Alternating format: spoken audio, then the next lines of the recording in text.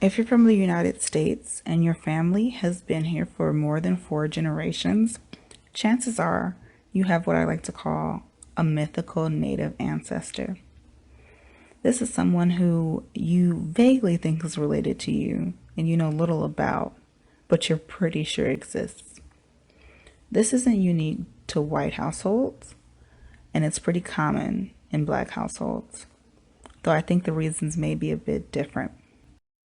For a long time, I'd heard whispers like that in my family, and I latched onto them when I was younger. Not unlike how Zach from Saved by the Bell did when he discovered he was vaguely related to someone native. With severely misplaced awe and horribly incorrect information.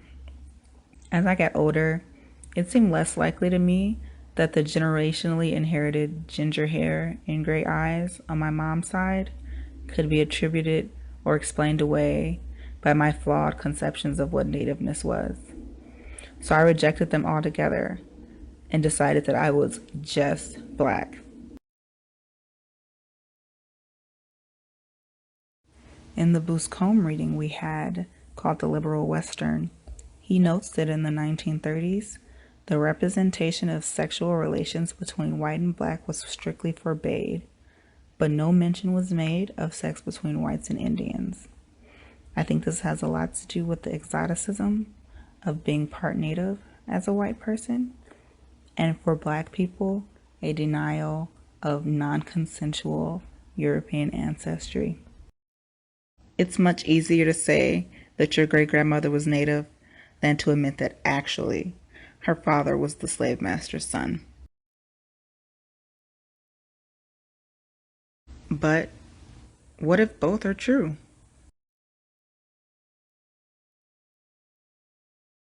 Records and journals indicate that my great-great-grandfather was a Choctaw man who married a biracial daughter of a slave in post-Civil War Mississippi.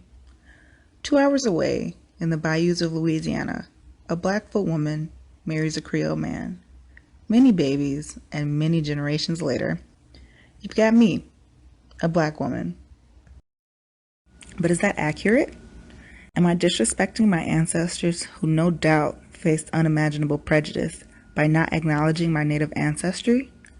Do I even have enough for it to matter?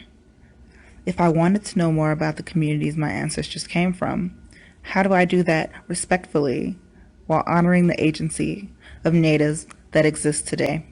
In my search to find out more about my ancestry, it's become increasingly clear to me that the black and native communities have quite a bit in common, even though we've historically been put at opposite ends of the spectrum. In the Marubio reading, Killing the Indian Maiden, he notes that the civil rights era policies that affected blacks and natives were very different. While black people were pushed to continue segregation, natives were pushed to integrate and assimilate.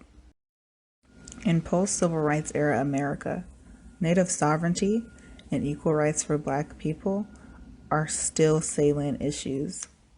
Movements like hashtag No Dakota Access Pipeline and hashtag Black Lives Matter are defining this generation. And I believe that one of the best ways I can respect all sides of my ancestry is to advocate for groups like hashtag No Dakota Access Pipeline and support those practicing native survivance to promote intergenerational healing so that future generations have a chance to grow and prosper. As Visner says in The Aesthetics of Survivance, survivance is greater than the right of a survivable name.